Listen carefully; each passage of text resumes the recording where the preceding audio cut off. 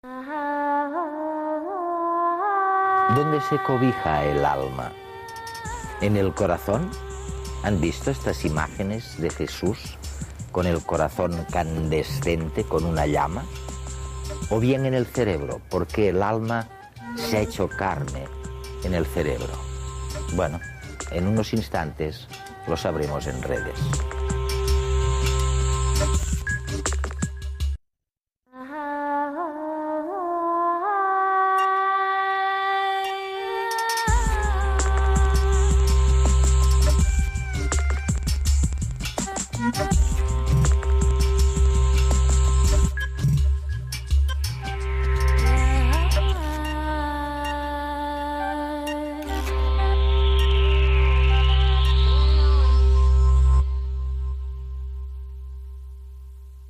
A primera vista parece bastante fácil. Digamos que algunos animales ni siquiera se reconocen a sí mismos. No se reconocen en un espejo. Otros, como los chimpancés, igual que nosotros, se reconocen. Tienen una idea de sí mismo. Y a nosotros lo que nos distingue de unos y otros es que tenemos una imaginación que nos permite lucubrar. Y además, no sabemos si con otros, tenemos emociones y memoria. Eran las tres facultades del alma, según todo el pensamiento que nos ha precedido. Pero ¿dónde está el alma? ¿Dónde se cobija? Bueno, para unos estaba en el corazón. ¿Recuerdan? La ven todos los días o de vez en cuando esta imagen de Jesús con una llama ardiendo en el corazón. Y para otros, ya los primeros grandes científicos, el alma estaba en el cerebro, el alma se hizo carne. Pero ¿hemos resuelto de verdad el misterio diciendo esto? Nuestra mente, lo que somos, recuerdos, emociones y experiencias se acumulan en el cerebro, fijándose en las uniones electroquímicas entre los millones de neuronas que contiene. Alma o psique caben en el poco más de 1,5 kilos de tejido. El mismo que el filósofo Henry Moore describía como esa desestructurada, gelatinosa e inútil sustancia. Casi todos sus colegas pensaban como él, y no era raro. Nos encontramos en la Inglaterra de mediados del siglo XVII. El alma es un principio inmortal e inmaterial que piensa, siente y rige el cuerpo. El cerebro, una glándula de aspecto desagradable y de irritante inutilidad. En este momento histórico, alguien acuña la palabra neurología. Es Thomas Willis, quien por aquel entonces y junto a un grupo de sabios va a dar comienzo a una nueva era. La era neurocéntrica en la que nos encontramos hoy, donde el cerebro y mente son dos conceptos inseparables. Willis estudió con detalle la estructura cerebral y propuso una nueva concepción de la mente. Para él, pensamientos y emociones eran tormentas de átomos en el cerebro. De alguna manera, abrió el camino teórico que habría de llevar al descubrimiento de los neurotransmisores, cientos de años después. Si Descartes estaba equivocado, si no había espíritu y todo era materia, los males del alma habían de ser físicos. Propuso entonces que los trastornos como la depresión se podían curar con sustancias químicas. Preparados capaces de restablecer el equilibrio del fluido nervioso. Hoy forman ya parte de nuestra cultura los fármacos contra la ansiedad o la depresión, la timidez o la hiperactividad. Puede que en su forma las teorías de Willis se parecieran más a la alquimia que a la ciencia moderna. Pero es innegable que dio los primeros pasos hacia la concepción de mente y cerebro que tenemos hoy. Inauguró hace más de 3 siglos nuestra era, la era del cerebro.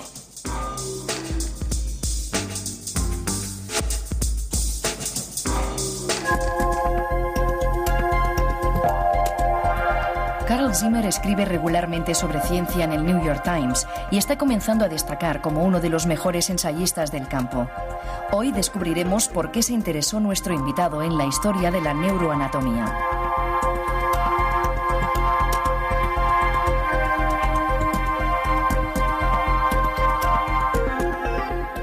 Isn't it incredible, no? No me digas que no es increíble. Increíble y al mismo tiempo cómo persiste, ¿no? Me refiero a esta idea del alma. Algunos amigos paleontólogos me dicen que, aunque se trate de algo tan persistente y muy importante, de hecho, nuestros antepasados empezaron a fabricar herramientas hace unos 2 millones de años.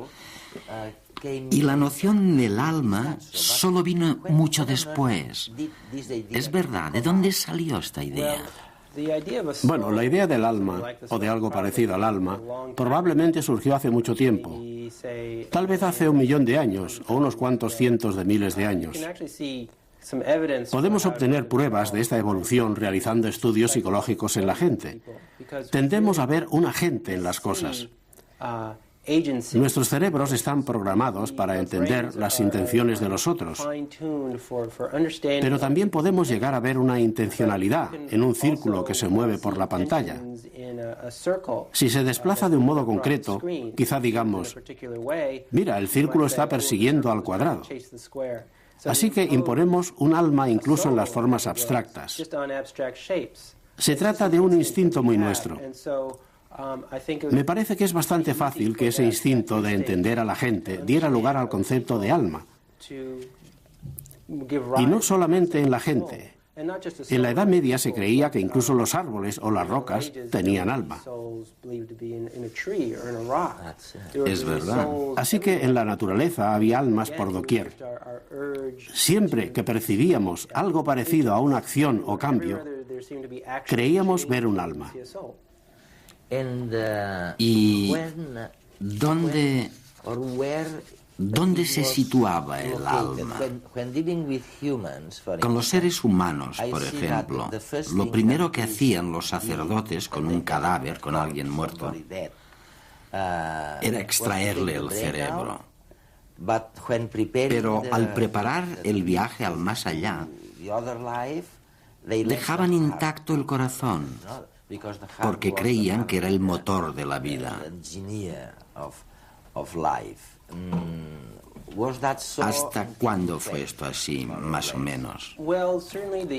Pues sin duda, en el antiguo Egipto creían que el corazón era el centro de la vida, que el alma residía en el corazón. Aristóteles también pensaba que el corazón constituía el centro de la vida. Muy poca gente pensaba en el cerebro, como lo hacemos ahora, como el lugar en que se ubica nuestro sentido del yo, nuestra personalidad, nuestros recuerdos. El corazón fue un concepto muy poderoso que estuvo vinculado al alma durante siglos. En la Edad Media, se creía que cada persona tenía 3 almas, una en el hígado, otra en el corazón, y luego estaba el alma racional, el alma del cristianismo, que no se ubicaba en ningún lugar concreto porque se trataba de un alma inmaterial. Así que el corazón siguió considerándose como un órgano central en lo relativo al alma, y por eso tenemos imágenes de Jesús abriendo su corazón. De este modo se nos muestra su verdadero yo, porque todos pensaban que allí residía el alma, que lo más recóndito de cada ser estaba en el corazón. Jesús no abre su cráneo y nos muestra su cerebro. Nunca he visto una imagen de este tipo. No, es cierto.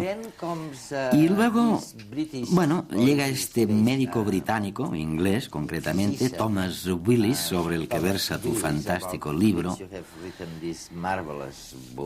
Y resulta que él es el primero que dice todo está en el cerebro. Y en cierto modo, como veremos, se refería al hecho de que el alma se transforma en carne en el cerebro. Esto es algo muy revolucionario, ¿no?, para la época. Desde luego, se trataba de un modo totalmente nuevo de reflexionar sobre la naturaleza humana. Afirmaba que la memoria, la capacidad de aprendizaje y las emociones eran en realidad producto de los átomos del cerebro, de la química. Nadie había pensado eso antes. Claro, hoy día todos pensamos así, lo damos por sentado. Pero en el siglo XVII fueron Thomas Willis y sus colegas los que llegaron a esta idea por primera vez. Se trataba de una idea bastante revolucionaria por aquel entonces. Así que realmente, tal vez fue el primero que afirmó que el alma es carne y que está en el cerebro. Y si esto es así, ¿por qué no lo persiguieron por sus ideas como a otros herejes, ¿no? Qué buena pregunta. Es cierto que hubo una gran persecución de gente que profesaba ideas parecidas a esta. Descartes tuvo problemas por sus ideas. Thomas Hobbes afirmó que la mente no es más que materia en movimiento. Y los obispos de Inglaterra lo persiguieron, o por lo menos lo intentaron. Thomas Willis es un caso aparte, porque procuraba dejar espacio para la noción cristiana del alma. Él mismo era un cristiano tremendamente devoto, así que no se cuestionaba los conceptos básicos del cristianismo.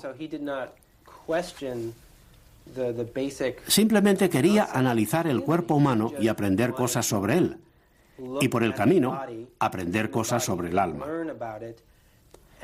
Por lo que a él no le parecía que hubiera ningún conflicto, ni tampoco a los líderes de Inglaterra. Además, era un científico con muy buenos contactos. Uno de sus amigos era el arzobispo de Canterbury y la principal personalidad religiosa de Inglaterra. Así que obtuvo protección.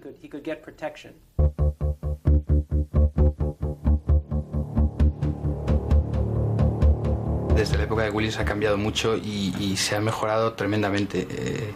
En aquella época prácticamente no había métodos de localización cerebral y lo que se hacía era postular hipótesis. Ahora lo que estamos haciendo es localizar áreas cerebrales con muchísima exactitud, fundamentalmente utilizando métodos de estimulación eléctrica y en algunos casos magnética para identificar áreas cerebrales. La identificación de las funciones de las distintas partes del cerebro es de gran utilidad en las operaciones de extirpación de focos epilépticos. Conocer bien su disposición permite al médico encontrar el camino adecuado hasta el foco a eliminar sin dañar ninguna parte importante. Bueno, en el caso de los pacientes epilépticos es fundamental identificar las regiones que deben ser protegidas. En ese caso, lo que se hace es estudiar mediante mantas de electrodos las estructuras cerebrales responsables, por ejemplo, de distintas actividades como pueden ser el movimiento. Esta es la región responsable del movimiento, el área motora primaria. Aquí tenemos la región responsable del responsable del habla. Esta sería la zona responsable de la comprensión del habla. Aquí están la visión. Y esta es la zona somatosensorial primaria, es decir, la zona que recibe la sensibilidad. Entonces la idea es colocar mantas de electrodos parecidas a estas, pero con un número mayor de electrodos. Estos son 20 electrodos y lo que se suele hacer es poner más de 60 electrodos. Se colocan, una vez que se ha abierto el cráneo del paciente, directamente sobre la superficie cerebral, tal y como lo vemos aquí, y mediante estímulos eléctricos se pueden ir probando cada uno de estos pares de electrodos de modo que veamos cuál es la respuesta clínica del paciente, que puede ser el movimiento de un miembro contralateral o percibir una sensación, o bien, en el caso de que estés en área de Broca, tener dificultades, por ejemplo, para el habla. Aplicando corrientes eléctricas en las diferentes zonas de la corteza cerebral, se puede ver cómo éstas generan distintas reacciones fisiológicas dependiendo del lugar donde se encuentre cada electrodo. No todos los pacientes tienen las mismas áreas exactamente en las mismas regiones, es decir, puede haber una variabilidad de medio centímetro o 1 centímetro en la localización de un área. Y es precisamente esta variabilidad la que nosotros queremos conocer mediante las técnicas de mapeo cerebral. La idea es que se va a hacer una craniotomía, es decir, se le levanta el cráneo, después se separa la dura madre y vamos a colocar una manta de electrodos, que son estos que estamos viendo aquí, en la región cerebral que sospechamos que es responsable del foco epileptógeno. Posteriormente se cierra el cráneo, se pueden colocar numerosos electrodos, se cierra el cráneo y van a quedar los electrodos en la posición que estamos viendo aquí, los cables lógicamente quedan por fuera del cráneo, de modo que vamos a situar al paciente en la unidad de vídeo EEG para que sea estudiado durante un periodo habitualmente de 4 a 5 días, con el objeto de identificar por un lado el foco epileptógeno y además hacer el mapeo cerebral, que consiste en estimular pares de electrodos para identificar las respuestas clínicas del paciente. Este es un ejemplo de un vídeo EEG de un paciente con electrodos subdurales al que se le va a someter una estimulación eléctrica para la identificación de la zona motora del brazo. Este es el registro eléctrico de la actividad cerebral, se procede a la estimulación eléctrica que vemos en este momento y el paciente, en este momento, de forma absolutamente involuntaria, va a mover el brazo derecho. Este es otro ejemplo de mapeo en el que se está estimulando, aquí se ve muy bien el artefacto de estímulo y la paciente está notando, ahora lo dice, un hormigueo que corresponde a la región somatosensorial de la mano derecha. Este es un paciente en el que había que estimular la región motora correspondiente al área de Broca para ver la zona del lenguaje. Está hablando antes de la estimulación, ahora le estamos estimulando. El paciente durante el momento del estímulo ha hablado con muchísima más dificultad que antes y que después del estímulo, y esto corresponde a la región motora del lenguaje. Una vez que hemos identificado el foco epiléptico y las regiones que deben ser protegidas mediante el estudio con vídeo EEG, lo que vamos a hacer es proceder a la extirpación. Y estas son las regiones que corresponden a la zona motora de la cara, del brazo y del hombro de este paciente, que por lo tanto deben ser protegidas, y esto que se ha marcado aquí con un hilo negro es la región que puede ser extirpada donde se encuentra el foco epileptógeno. En algunas ocasiones, fundamentalmente cuando estamos hablando de las áreas del lenguaje, se puede hacer la intervención despierto y proceder a la estimulación de forma continua durante toda la intervención. En este caso se trata de un paciente con un tumor cerca del área de Broca que tiene que mantenerse despierto durante toda la intervención y que está hablando con el neurólogo mientras se está llevando a cabo la estimulación eléctrica seriada. Se hace aproximadamente cada 20 segundos una estimulación eléctrica, de modo que le vamos sometiéndole a test para ver si se afecta la zona relacionada con el habla. Y Willis fue también un pionero en otras cosas, como señalas en tu libro. Una de estas cosas es el tema tan difícil de entender a veces. El hecho de que tenemos un cerebro integrado, que hemos heredado el cerebro de los reptiles y que al volvernos mamíferos no descartamos el cerebro de los reptiles, sino que lo mantuvimos perfectamente integrado. Él ya era consciente de esto, ¿verdad? Sabía que el cerebro podía hacer muchas funciones muy distintas. Así es. Él observaba el cerebro de los peces, de los monos, de las vacas. Analizaba estos cerebros y veía semejanzas y diferencias. El cerebro humano se parecía mucho al cerebro de otros animales. Y Thomas Willis creía, por tanto, que si un animal tenía las mismas partes que un humano, estas partes podrían hacer las mismas cosas que los humanos. Creía de veras que un caballo recordaría dónde había buena comida en el prado, utilizando las mismas partes cerebrales que nosotros. Solo que nosotros teníamos un cerebro mayor capaz de más pensamientos, por así decirlo. Esto realmente prefigura un tipo de pensamiento evolucionista, aunque Thomas Willis jamás lo hubiera expresado así. Para él era una prueba más del ingenio de Dios como creador, como diseñador. Y sin embargo, en cierto modo, él fue un evolucionista antes que Darwin, ¿no? Casi 200 años antes. Sin duda, él es una de las personas que brindó las pruebas que, 200 años más tarde, Darwin utilizaría con tanta elegancia para forjar la teoría de la evolución. Hay otra peculiaridad de Thomas Willis que también es fascinante. No sé cómo llegó a esto. Él decía que había algún tipo especial de espíritu que iba del cerebro a los testículos. Y a menudo, bueno, no puede hablar de genética, pero sugiere que pasamos a través de estos espíritus que van del cerebro a los testículos se puede transmitir información. ¿A qué se refería exactamente? ¿Y en qué punto estamos en cuanto a la información para crear otro ser humano? Lo fascinante de Thomas Willis y de su época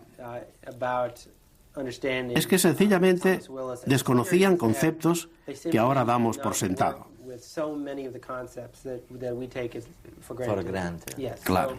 Por ejemplo, no sabían nada del ADN. De nuevo, él solo hacía observaciones y buscaba explicaciones para las observaciones. Veía que los niños nacen y se parecen a sus padres y crecen para convertirse en adultos que se parecen a otros humanos adultos.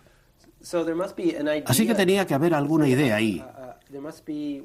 Tenía que existir lo que llamaríamos información, algo que se transmite para crear a otra persona. Y el único lugar que se le ocurrió en el que había ideas en el mundo fue el cerebro. El cerebro. Así que dijo que tenía que haber una conexión y se dedicó a buscarla. Él buscaba algo físico, algún tipo de vaso conductor o algo que fuera directamente del cerebro a los testículos. Nunca lo encontró. De manera que, ¿sabes? Esto debería haberle dado una pista de que tal vez había otro tipo de información en el mundo. Información genética. Instrucciones. Exacto. Pero fueron necesarios siglos de investigación para llegar a ese planteamiento tan distinto.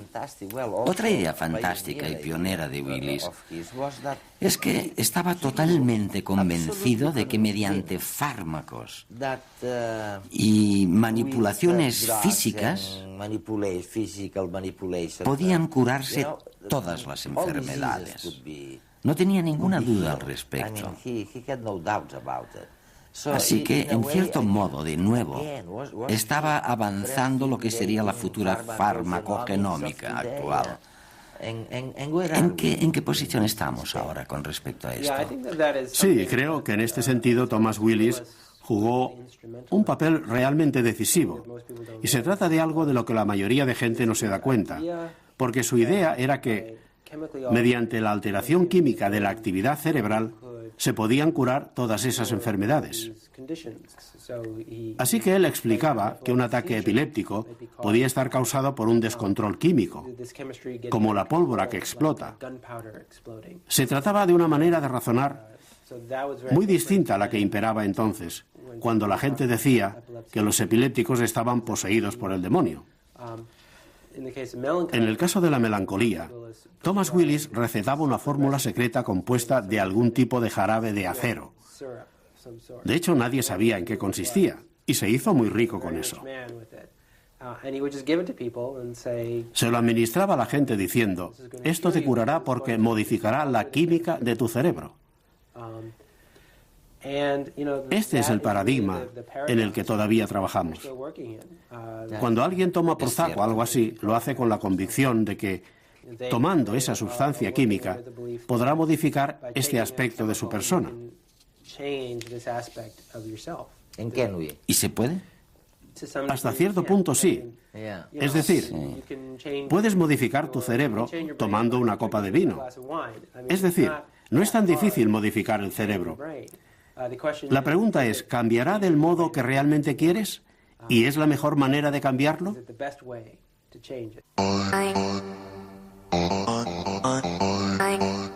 Thomas Willis fue uno de los primeros en abordar las enfermedades mentales desde una perspectiva farmacológica. Para él, los trastornos del cerebro se podían corregir manipulando los átomos que lo componen. Hasta el 1630, la melancolía, que actualmente llamaríamos depresión, se trataba con astrología, los 4 humores de Galeno y rezos a Cristo.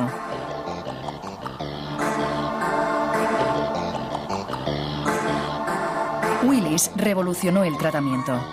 Empezó a recomendar un jarabe y charla agradable como terapia. Y aunque los fundamentos eran correctos, la efectividad de su jarabe de acero y 100 pies triturados era más que dudosa. Según él, este tratamiento eliminaba los corpúsculos de sal y sulfuro de la sangre responsables de la melancolía. Durante 300 años, la psicofarmacia fue más un sueño que una realidad. Con Freud se impuso el psicoanálisis y se abandonó el uso de fármacos para tratar las enfermedades mentales. El resurgimiento de las drogas se produce después de la Segunda Guerra Mundial. Se empieza a usar la toracina y otros componentes. Los neurocientíficos descubrieron que estas drogas podían modificar la concentración de dopamina y otros neurotransmisores. De pronto pareció que solo era cuestión de ajustar los niveles, tal como Willis había predicho.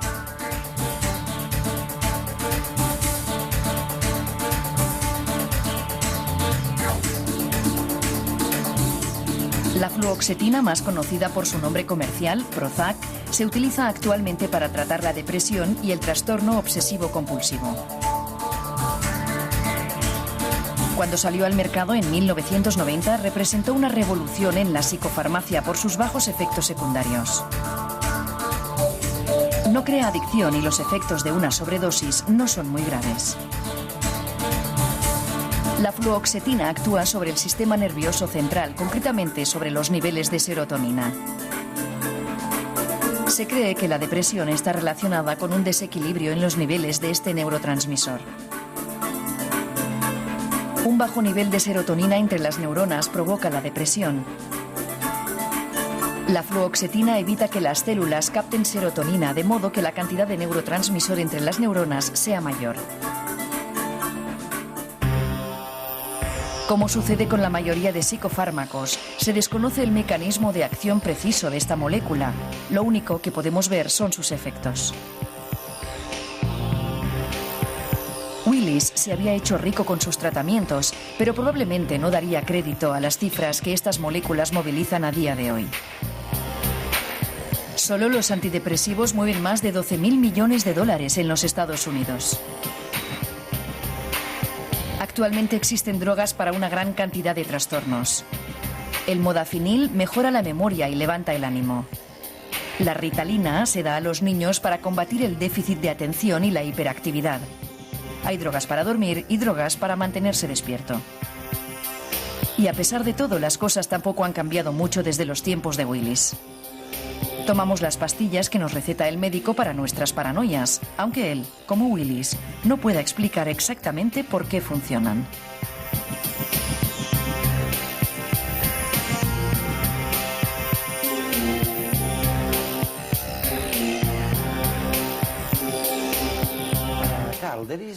Carl, hay una idea que se acerca mucho a este tema del alma. Y es un tema en el que la gente piensa constantemente. Me refiero a la idea de uno mismo, del yo. A veces, cuando hablas con la gente, lo que les preocupa de la muerte, del carácter inevitable de la muerte, no es tanto que sus átomos se desconexionen, sino que la idea del yo vaya a desaparecer. Si esta idea del yo también es cerebral, también es carne, esta idea del yo pues también desaparece como el cerebro, ¿no? Sí, es una idea muy inquietante. Y creo que es uno de los motivos por lo que enfermedades como el Alzheimer resultan tan devastadoras. Porque mirando a alguien que padece la enfermedad de Alzheimer u otro tipo de daño cerebral, realmente puede verse como el yo de otra persona desaparece. Se destruye paulatinamente a medida que el cerebro se va destruyendo. Esto puede observarse, y en ese caso no puedes forjarte la ilusión de una muerte súbita, en la que parece que el yo se vaya a otro lugar. Como a través de una puerta, cuando alguien tiene Alzheimer, lo que ves es que se desintegra. Sí, o se transforma en otra persona. Es otra cosa extraña que sucede con algunas de estas demencias. Alguien puede pasar de ser muy conservador políticamente a ser muy liberal. O de repente se viste de un modo totalmente distinto y decide hacerse pintor. Ya no parece la misma persona. Apenas puede recordar su propio yo. De hecho, pueden estudiarse los cerebros de esta gente y ver que se producen cambios físicos en el cerebro que cambian a la persona. Es difícil pensarlo, ¿sabes? El yo es un concepto muy importante para nosotros, por lo menos en Occidente. Es cierto, es cierto. Causa estragos, ¿no? Que esta idea del yo desaparezca. Si pensamos en lo que nos diferencia de los chimpancés, por ejemplo, los chimpancés son conscientes de sí mismos, se reconocen en el espejo. Y nosotros también, por supuesto. Pero además de esto, además de reconocernos, somos capaces de imaginar cosas y generar convicciones, algo que el chimpancé no puede hacer. Algunas de estas convicciones pueden demostrarse, otras no pueden demostrarse en absoluto. Pero la idea del yo, de uno mismo, ¿es simplemente una convicción que hemos generado de que hay algo más? ¿O cómo surgió esta idea del yo, de uno mismo? Mucha gente ha estudiado el yo desde una perspectiva neurológica, a través de gammagrafías cerebrales, y se ha descubierto que nuestro cerebro actúa de un modo distinto cuando pensamos en nosotros mismos. Hay ciertas regiones cerebrales que parecen coordinar un tipo especial de pensamiento al pensar en nosotros mismos. Ya. Así que en realidad el yo no solo puede considerarse como la manera especial que tiene el cerebro de identificar todo lo que tiene que ver con nosotros mismos, sino que es más bien una cuestión, no es una cosa, es un proceso o una organización. Por lo menos así es como los científicos empiezan a considerarlo. Y cuando se altera esta red, empiezan los problemas del yo. Es entonces cuando la persona ya no se parece a lo que era, porque no puede retomar su memoria autobiográfica. Esto es algo que pasa, simplemente no recuerdas quién eres. O tal vez la manera de regular las emociones al pensar en uno mismo cambia también. Por lo que emocionalmente pareces otra persona. Me parece que los científicos realmente piensan así sobre el yo ahora, pero todavía quedan muchas cosas por entender. La conciencia sigue siendo un auténtico misterio.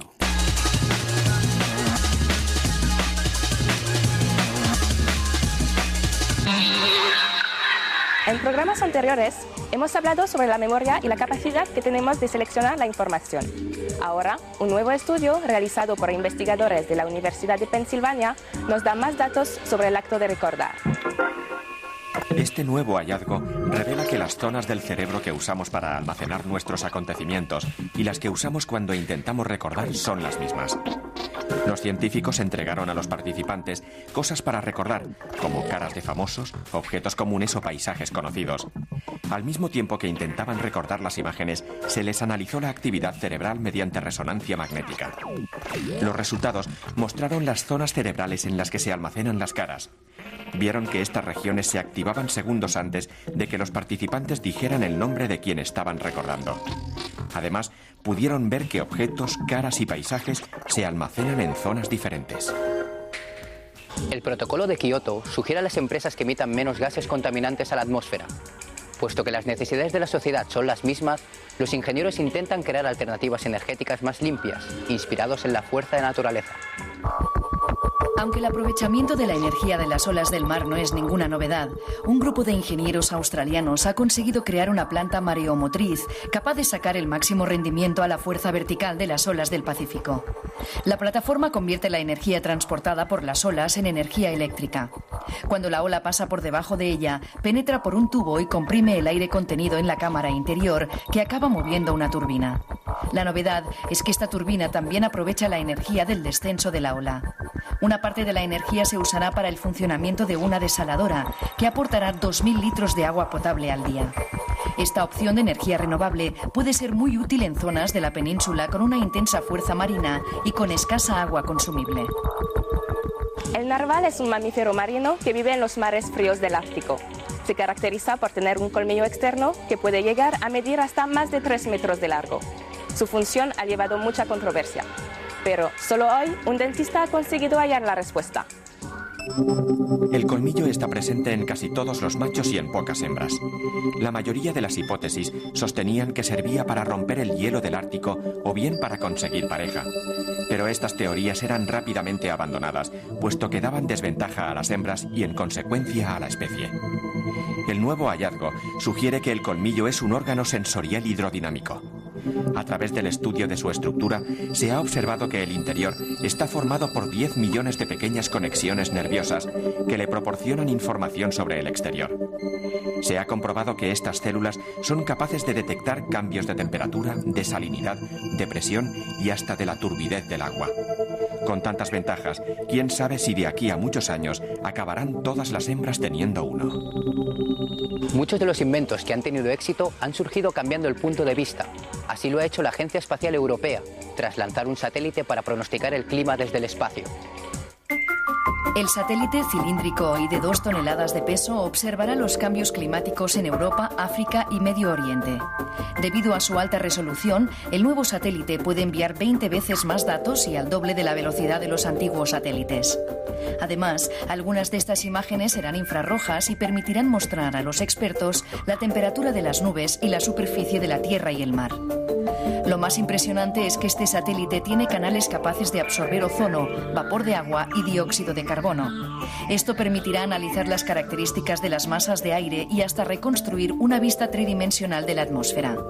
Según los especialistas, los datos que ofrezca este satélite serán de gran importancia para probar las teorías sobre el calentamiento global del planeta.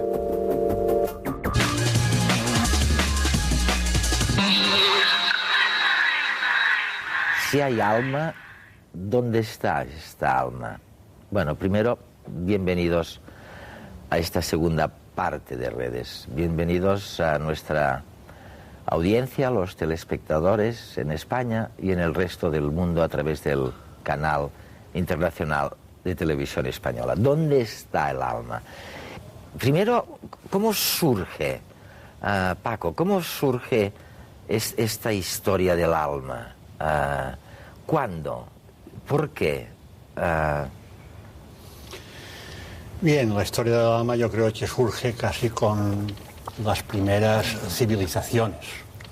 En la medicina hipocrática que tiene lugar entre los siglos V y II, V antes de Cristo, II después de Cristo, ya se habla con frecuencia del alma e incluso de las enfermedades del alma. Pero quizá en toda la historia de la humanidad, el personaje central, si tuviéramos que personificarlo en alguien, es el señor Descartes. El señor Descartes se encuentra con un problema de que existen unos cuerpos tangibles, lo que él llama la res extensa. Materia, res extensa. Que no se pueden mover por sí solos, y luego existe una cosa que nosotros llamamos conciencia o alma, o pensamiento, que es la res cogitans. Entonces él estudia cómo interactúan una sobre otra. Sabe que la res extensa, la materia, influye en el alma, y sabe que el alma influye en la materia. Entonces busca un sitio donde tenga lugar esta interconexión entre cuerpo y alma, y este sitio es un sitio muy pequeño, que es único, no es bilateral, que es la glándula pineal. Ahora bien, vamos a ver. Descartes, ¿no? Está considerado como el portaestandarte, el protagonismo de esta separación, de esta concepción dual del hombre, el alma por un lado y el cuerpo por otro. Pero por lo que tú me dices, y me ha ocurrido con otros científicos, bueno, Zimmer, Carl Zimmer, dice lo mismo del Thomas Willis, ¿no? Estos ya metían el alma en la carne, o sea, la glándula pineal en este caso de Descartes, pero en el caso de Willis, pues netamente en el cerebro. Creía que era invisible, pero ya la metía en el cerebro. O sea que en realidad ya estaban, y estamos hablando de que del siglo XVII, ya no acababan de ver del todo los anatomistas, los científicos, que el alma fuera espiritual o fuera invisible, inmaterial, que no estuviera vinculada con el cuerpo. ¿Es eso? Bueno. ¿O eso es una conquista mucho más reciente? Vamos, conquista o pérdida, claro. En el siglo XVII ya los anatomistas realizan disecciones, y uno de los territorios que intentan precisamente describir es el cerebro y todo el sistema nervioso. Claro. Y eso les va revelando que unas configuraciones, y ellos van de alguna manera radicando o localizando quizá los actos voluntarios en un lugar, las sensibilidades quizá en otro, ¿no? Ellos van localizando, ubicando cada una de las facultades. Nuria, la gente que creía, o sea, por ejemplo, este libro en el que has participado, del arte de curar en los tiempos del Quijote, ¿no? Precioso, médicos, cirujanos, boticarios, barberos y demás, ¿no? Muchas gracias. ¿Qué creían la gente con esta historia? ¿Separaban la conciencia, la mente, el alma, el cerebro? ¿Dónde metían el alma? A ver, para mí un cambio, un concepto muy importante es cuando se concibe el cuerpo, como decía Álvaro, ¿no? El cuerpo como un libro.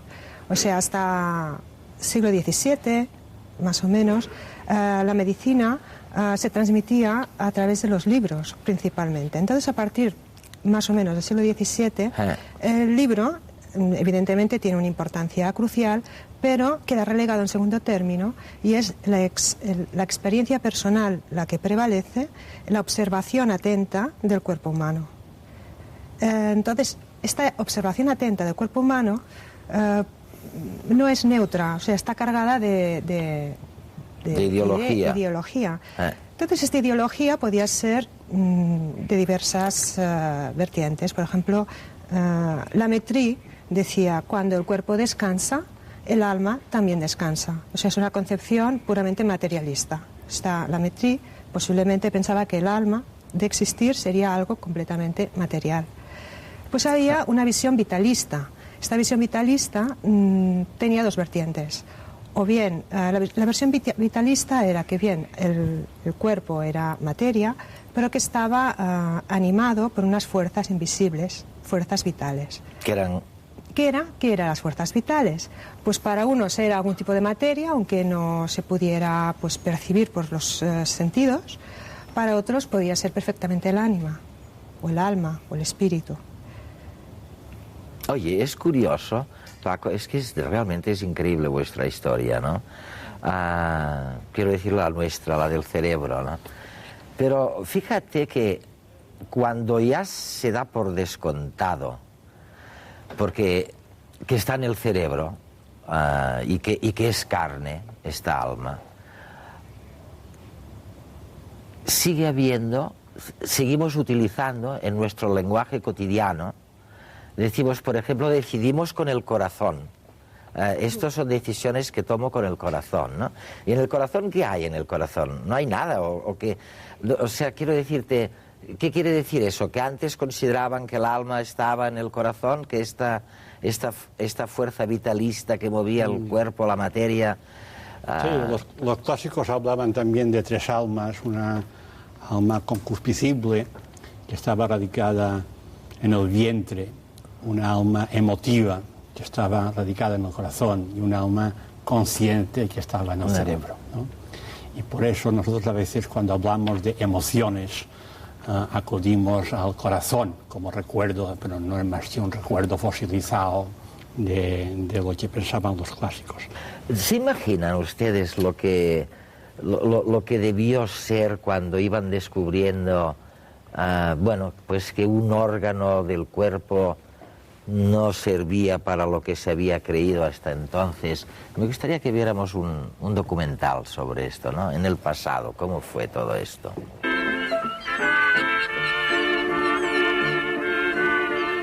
Londres, 1690.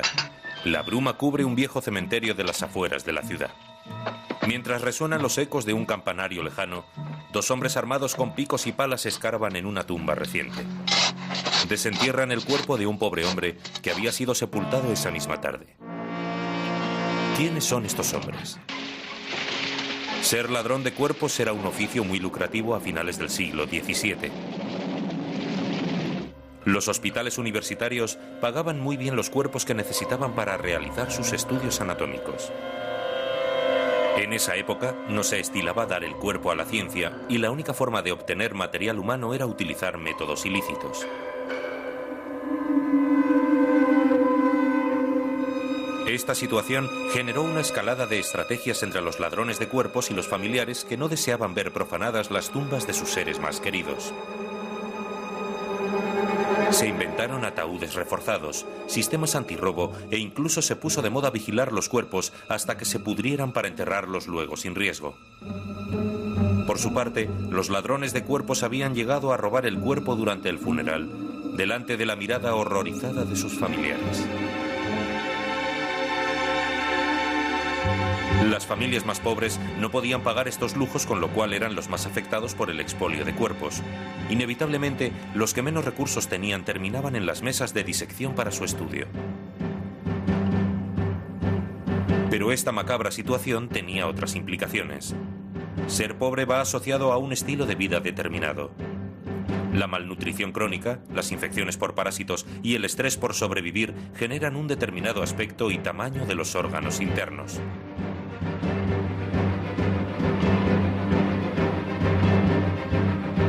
Esto provocó que los médicos y estudiantes empezaran a tomar como normales los tamaños de los órganos de las personas pobres.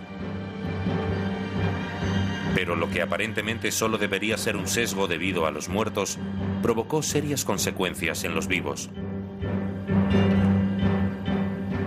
En situaciones de estrés, las hormonas segregadas por la glándula adrenal provocan una reducción del timo. Un médico que empezó a estudiar el síndrome de la muerte súbita en los bebés observó que los bebés que fallecían por este motivo tenían el timo más grande de lo normal.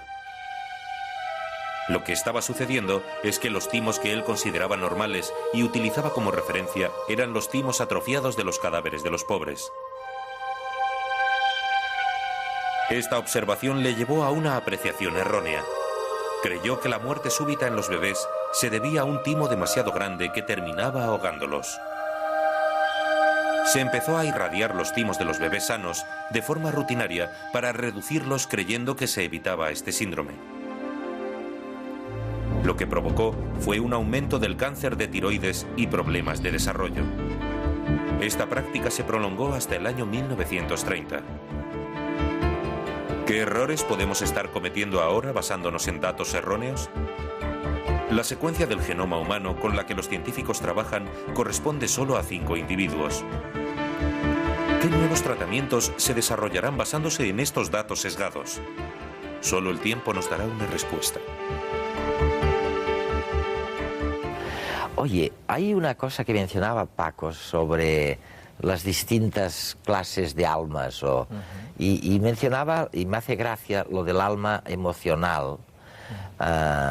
Y en la mente popular está esta idea de, bueno, oye, las imágenes de Jesús con una llama, en el corazón, ¿no? Que yo nunca he entendido muy bien por qué había allí una llama, ¿no? ¿Por qué había una llama? Bueno, ¿por qué la hemos pintado? El corazón siempre ha sido una víscera, digamos, especial entre las vísceras, ¿no? Sí. Es decir, hasta el punto de que el cerebro y el hígado eran secundarias al propio corazón. El corazón era el primero en moverse, el último en morir, era un lugar sanguíneo por excelencia, ¿no? Pero al mismo tiempo es que la tradición científica, la tradición, digamos, filosófica y médica, afirmaba que el corazón era incandescente, es decir, que desde el corazón el calor se transmitía por todos los por todas las arterias, fundamentalmente, se transmitía al resto del cuerpo. Era como el hogar, como en la casa, la chimenea, ¿no? Por donde se distribuía el calor, hasta el punto de que, lo que se sorprendían más bien es que al hacer las disecciones no se encontraran allí con restos de esa incandescencia. Que era siempre 38 grados. Luego, claro, ¿no? cuando empiezan a utilizar los termómetros, o mejor dicho, los termoscopios los rudimentarios del siglo XVII, se dan cuenta que es el mismo calor el del hígado que el del corazón, que otras vísceras, ¿no?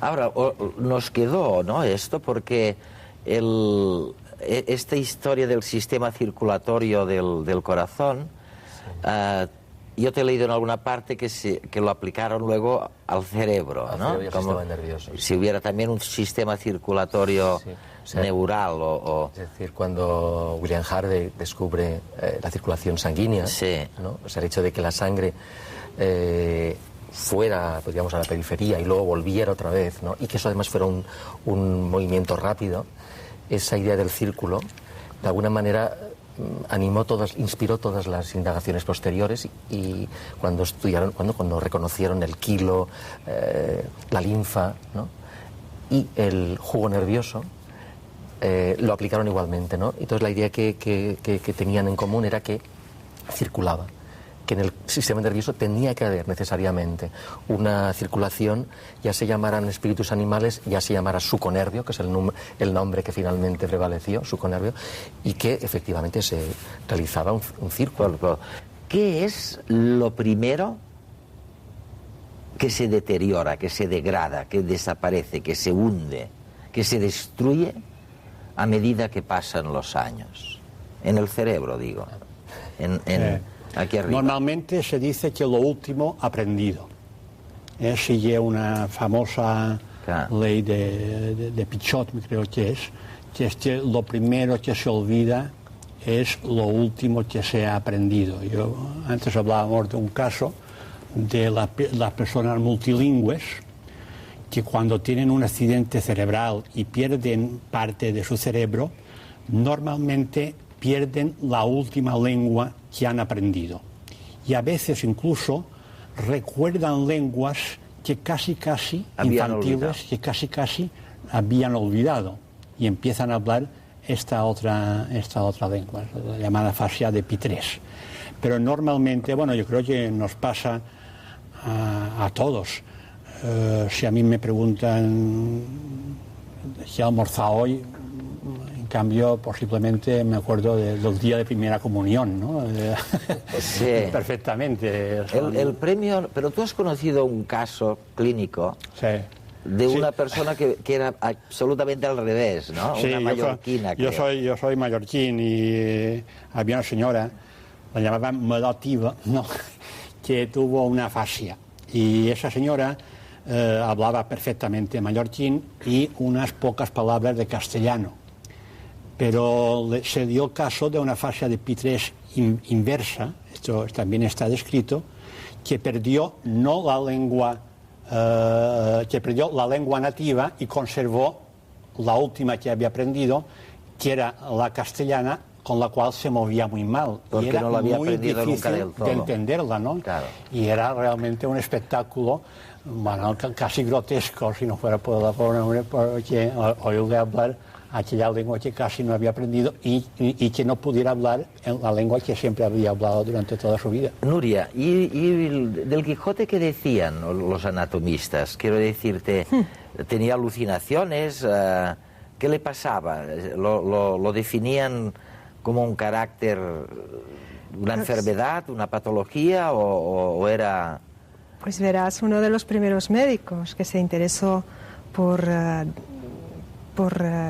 hacer un diagnóstico de Don Quijote fantástico, fue un cirujano del Real Colegio de Cirugía San Carlos de Madrid, y lo bueno del caso es que, bueno, él tiene una obra que se llama Primicias, no me acuerdo muy bien del título, pero en esta obra tiene una frase genial que dice: algo así como lo único que le ha faltado a la obra de Cervantes, o sea, al Don Quijote, o sea, lo único que le ha faltado a Cervantes es que nos hiciera la autopsia del Quijote, o sea, que al final de la obra, cuando muere, que alguien hubiera hecho la autopsia para, pues bueno, para saber cuál era. ¿Qué tenía, no? Cuál era su locura, ¿no? ¿Por qué? Porque en realidad en ese momento se tenía la convicción, se pensaba que a través de la disección anatómica del cadáver, pues se encontraría algún signo, ¿no?, que pudiera establecerse la relación. Oye, lógico, años después hubo médicos que, bueno, tocando, palpando el cráneo, ¿no? Sí. Deducían qué tipo de enfermedad padecía uno. Ya ven que es un tema apasionante y que llevamos, pues eso, unos 2 millones de años, unos 6 millones de años desde que nos separamos de este antecesor del chimpancé, y hemos avanzado, pero no lo suficiente para decir que hemos avanzado de un modo decisivo en descubrir lo que Einstein, con mucha razón, llamaba uno de los grandes misterios de la humanidad. Hasta la semana que viene.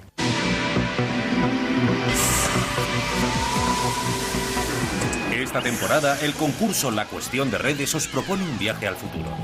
¿Te atreves a imaginar cómo será el mundo en el año 2105? Nanorobots que se replican, actualizaciones de nuestro software genético, cambio climático. ¿Cómo afectarán a nuestra vida cotidiana, a nuestra manera de relacionarnos? Puedes responder con un texto o con un formato audiovisual. Consulta las bases del concurso en nuestra página web. Atrévete a ser creativo sin olvidar el rigor. Nuestros horizontes se amplían exponencialmente. ¿Cómo te imaginas el mundo dentro de 100 años?